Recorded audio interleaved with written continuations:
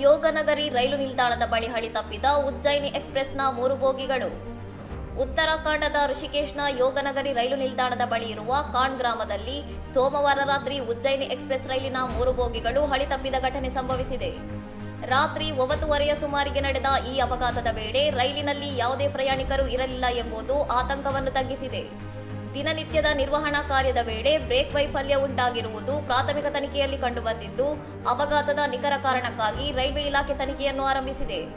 ಘಟನೆಯ ನಂತರ ಹಿರಿಯ ರೈಲ್ವೆ ಅಧಿಕಾರಿಗಳು ಸುಮಾರು 2.5 ಗಂಟೆಗಳ ವಿಳಂಬದೊಂದಿಗೆ ಸ್ಥಳಕ್ಕೆ ತಲುಪಿದ್ದು, ಈ ನಿಧಾನಗತಿಯ ಬಗ್ಗೆ ಸಾರ್ವಜನಿಕರು ಅಸಮಾಧಾನ ವ್ಯಕ್ತಪಡಿಸಿದ್ದಾರೆ.